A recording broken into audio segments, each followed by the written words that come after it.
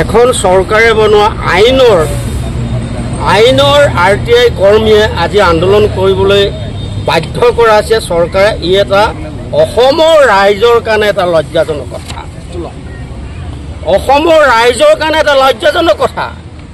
যিখন চৰকাৰে গণতন্ত্ৰক চিনি নাপায়, যিখন চৰকাৰে ভাৰতীয় সংবিধানক সন্মান কৰিব নাজানে, কাৰণ ভাৰতৰ সংবিধানে অধিকাৰ দিছে আমাক, গণতন্ত্ৰক অধিকাৰ দিছে যে আমি RTIৰ জৰিয়তে আমি চৰকাৰে বা ডিপাৰ্টমেণ্টবিলাকে বা চৰকাৰী বিষয়া কৰ্মচাৰীসকলে যি চৰকাৰী আঁচনিৰ ওপৰত দুৰ্নীতি ভ্ৰষ্টাচাৰ কৰিছে আৰু অসমৰ দুখীয়া ৰাইজৰ টকা শোষণ কৰি খাইছে, সেই দুৰ্নীতি ভ্ৰষ্টাচাৰ আমি RTIৰ জৰিয়তে যেতিয়া উলংঘা কৰি দিওঁ চৰকাৰ বা ডিপাৰ্টমেণ্টৰ ওচৰত, তেতিয়া চৰকাৰে তেতিয়াই RTI কৰ্মীৰ ওপৰত অত্যাচাৰ কৰা আৰম্ভ কৰে। উদাহৰণস্বৰূপে আমাৰ মংগলদৈ ডেকা ডাঙৰীয়া, মোৰ সহকৰ্মী RTI কৰ্মী তেওঁ হিতেশ ডেকাই তেনেকুৱা এটা পৰিস্থিতিৰ মুখামুখি হ'ব লগা হৈছিল আজি কেইমাহমানৰ আগত।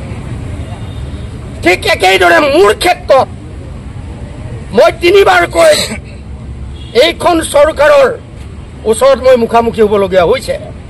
শেহতীয়া হিচাপে মই এটা RTI তথ্য উলিয়াইছিলোঁ, যিটো তথ্যত অসমৰ স্কিল ডেভেলপমেণ্ট কৰিবৰ কাৰণে, অসমৰ নিবনুৱা যুৱক যুৱতীসকলক ডেভেলপমেণ্ট কৰিবৰ কাৰণে কেন্দ্ৰীয় চৰকাৰে এটা পুঁজি নিৰ্ধাৰণ কৰিছিল স্কিল ডেভেলপমেণ্ট লেবাৰ ডিপাৰ্টমেণ্টৰ জৰিয়তে।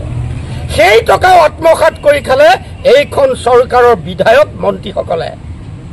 আৰু সেই তথ্যবিলাক যেতিয়া আমি উত্থাপন কৰোঁ, আমাৰ মুখ বন্ধ কৰিবৰ কাৰণে এই চৰকাৰৰ পক্ষৰ বিধায়কেই হওক, চৰকাৰৰ পক্ষৰ কোনোবা চৰকাৰী বিষয়াৰ দ্বাৰা মন্ত্ৰী বিধায়কবিলাকে আমাৰ ওপৰত কেছ জাপি দিয়ে।